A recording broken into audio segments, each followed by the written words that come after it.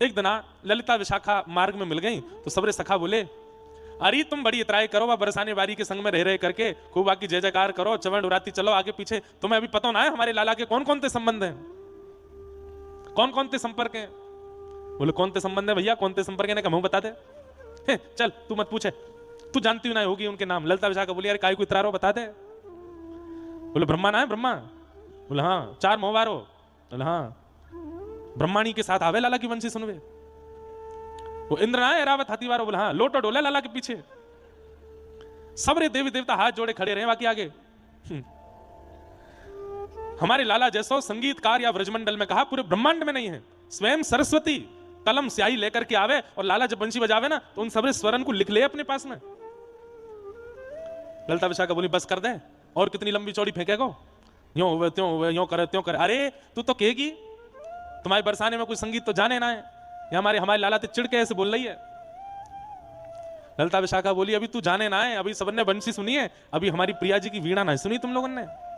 ज्यादा ना सुन लोगे बंशी तोड़ के फेंक आओगे जमुना जी में, और पूरे दिन हमारी प्रिया जी के पीछे पीछे रहोगे। मधुमंगल सीताराम बोले तो लगी शर्त, एक दिन है जाए आमने सामने, हमारो लाला बंशी बजावे, तुम्हारी प्रिया जी वीणा बजावे। बोले करो। सखान के, सहचरीन के, सखीन के सुख के लिए ही तो ठाकुर जी लीला करते हैं। श्री प्रिया प्रियतम की जितनी भी लीलाएं आप लोग सुनते हैं कथा में, ये लीला उनके मन की नहीं है। वे एक दूसरे के प्रति प्रतिस्पर्धा या एक दूसरे के प्रति, कल हम लोग सुन रहे थे स्वामी शेरदास जी से कही कि बताओ दोनों में बढ़िया नृत्य कौन ने किया। ये प्रतिस्पर्धा, होड़ा होड़ी, ये प्रिया प्रियतम में आपस में ना होवे, ये तो मोय और आपको और उन सकीन को सुख देवे के काज ठाकुर जी करें। ठाकुर जी ने अपनी पीतांबरी पहले दाव पे रखी और श्री प्रिया जी चौसर में जीत गई, पीतांबरी प्रिया जी ने ले ली।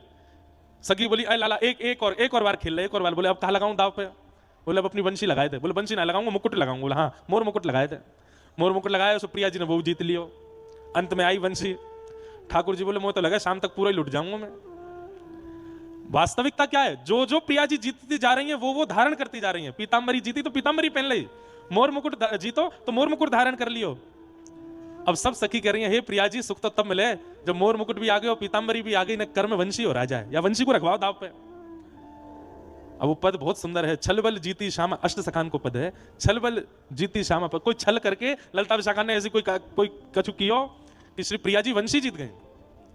और जैसे ही वंशी अपने कर कमल पर धारण करी, सबरी सकीन ने श्री प्रिया जी की जय जयकार करी। ठाकुर जी ने कुंज बाहर कर दिए। बोले कावे हो, मोह बाहर कर रहे हो? बोले मोर मुकुट ना है, कटकाचनी ना है, पीतांबरी ना है, वंशी ना है, तुम हमारे मदन मोहन ना हो, तुम हमारे श्याम सुंदर ना हो, चलो जाओ बाहर रहो।